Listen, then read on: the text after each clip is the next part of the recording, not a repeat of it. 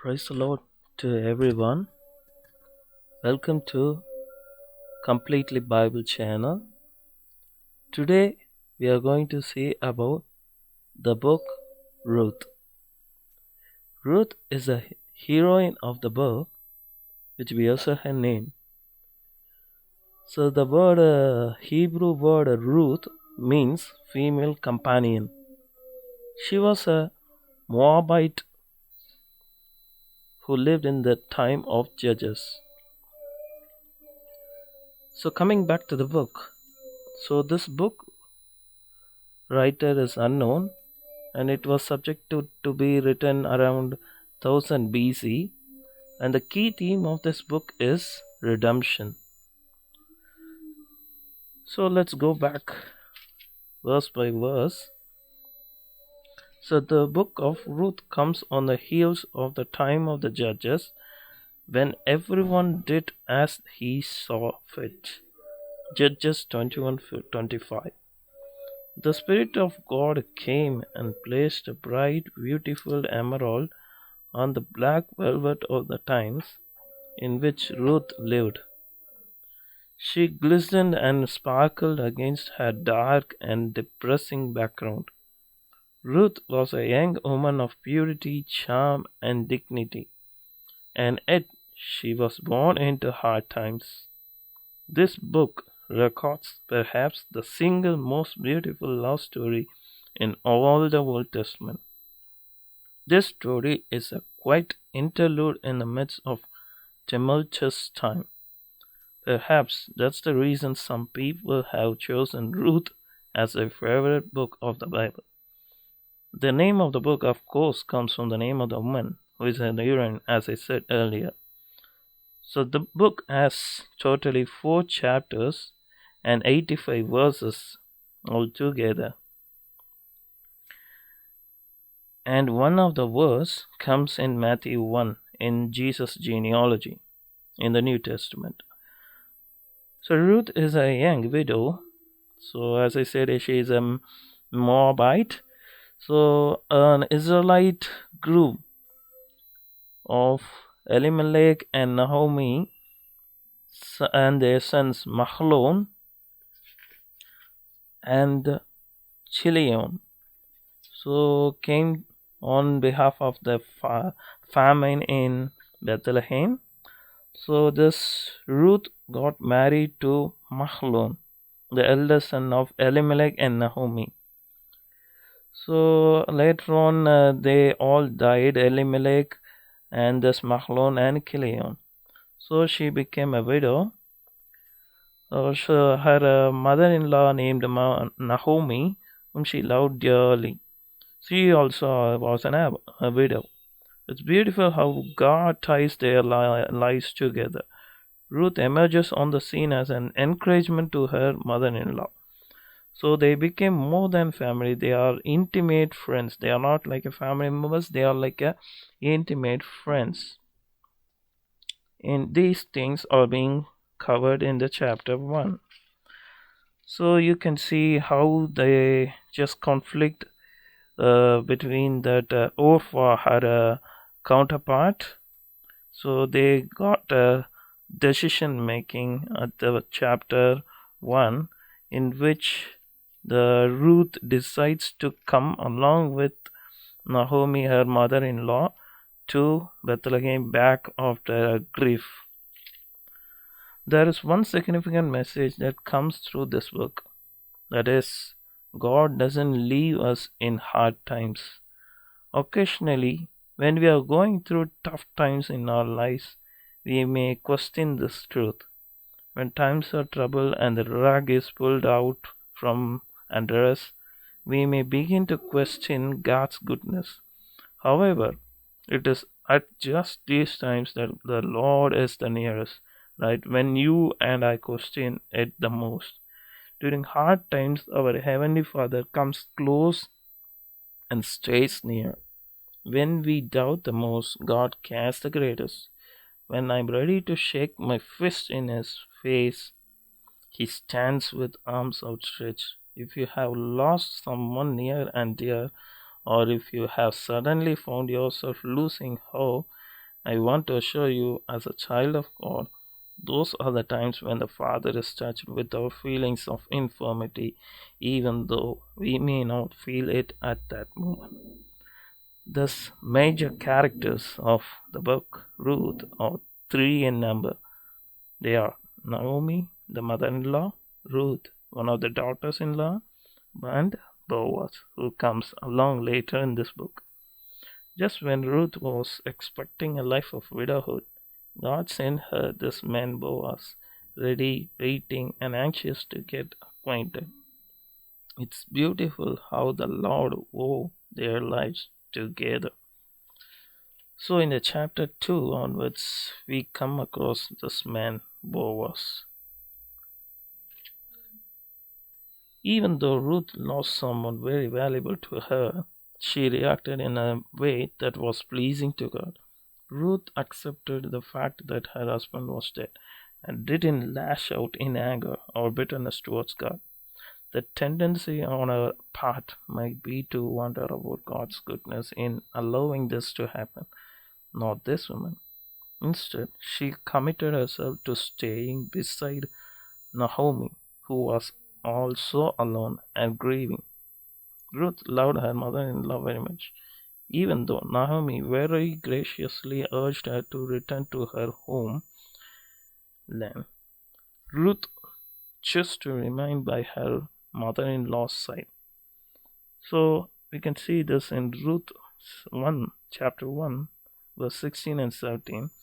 The Ruth's reply was, "Don't urge me to leave you or to turn back from you. Where you go, I will go, and where you stay, I will stay. Your people will be my people, and your God my God. Where you die, I will die, and there I will be buried. May the Lord deal with me, be it ever so severely, if anything but death separates you and me." No, that's commitment. Those words must have been overwhelming for Naomi to hear. Ruth truly was a remarkable young woman. Now, Ruth knew life had to continue, so she went to work. So, coming to the chapter 2, we find her gleaning in the fields. One of the least helpful things that you can do after grieving the loss of someone close to you is to keep on lingering month after month over the loss. You will become useless to yourself and to others. Ruth, in spite of her grief and loneliness, got back to work. While Ruth was gleaning, the owner of the field greeted the harvesters and spotted Ruth in the fields. He asked, "Whose young woman is that?" in chapter 2, verse 5. After being told who she was, he approached her. He told Ruth to remain in his fields and offered her protection. Ruth was surprised by his kindness and asked why she was found favor in his eyes, even though she was a foreigner. Boaz replied by telling her that he had heard about her commitment to her mother in law and he desired that she would be rewarded for her kindness. When Ruth returned home, she found out that Boaz was a close relative of theirs, one of their kinsman redeemer. You can't appreciate the term kinsman redeemer unless you understand the ancient Hebrew law of kinsman. In those days, there was an interesting law established to help widows who were bereft of assistance. The kinsman was the widow's closest living relative. It was his obligation to first avenge any violence done against his brothers. Second, he was to manage his brother's estate if the brother had died, and third, if it was appropriate and necessary, he could marry the widow and thereby deliver her from widowhood. That was the law of the kinsman redeemer. So you can see across the later verses. In chapter 3, Boaz and Ruth got to know each other.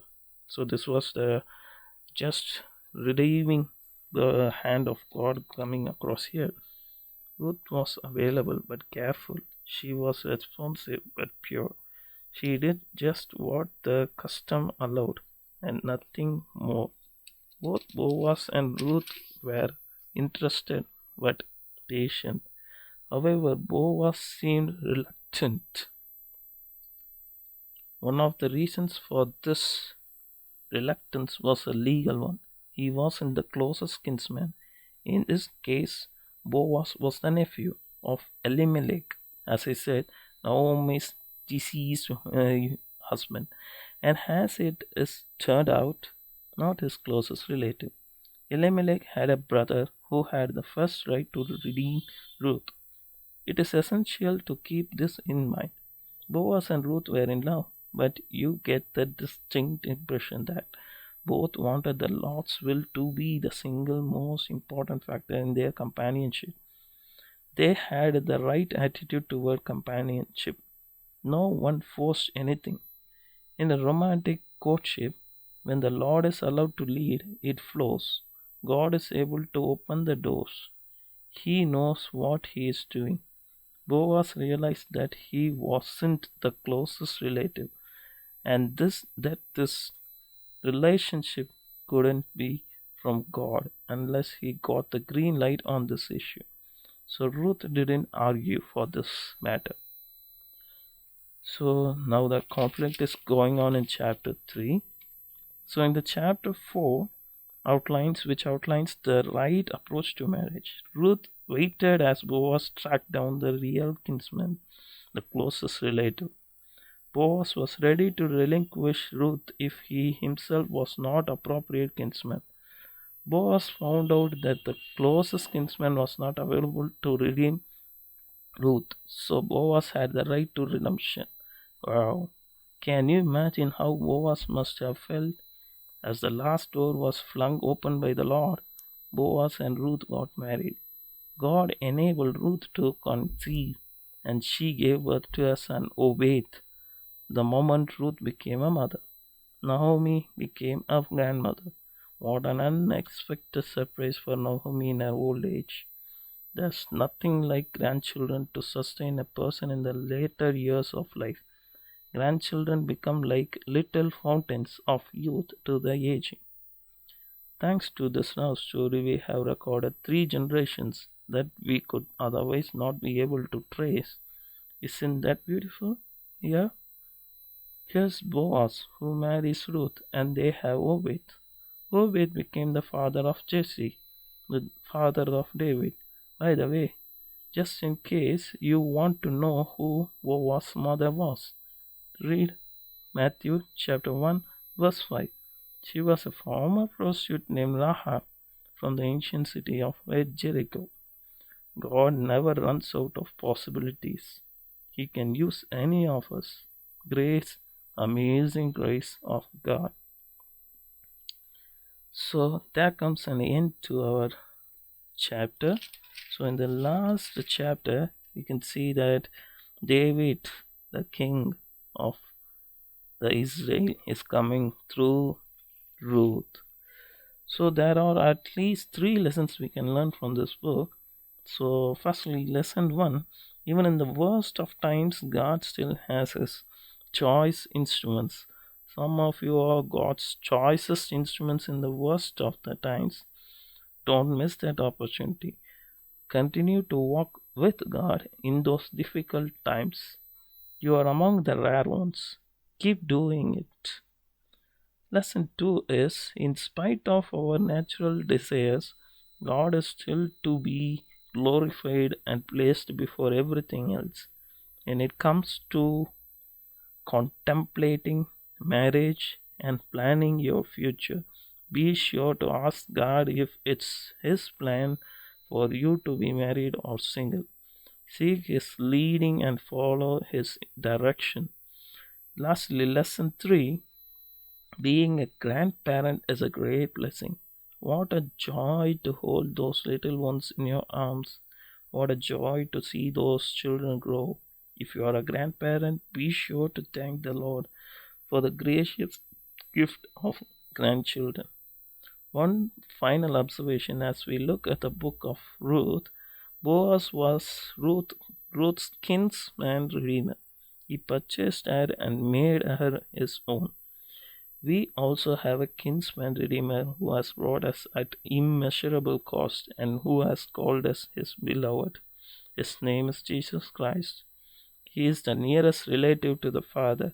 He came to buy us back, even those of us who are bereft, confused, lost, unsure of our way.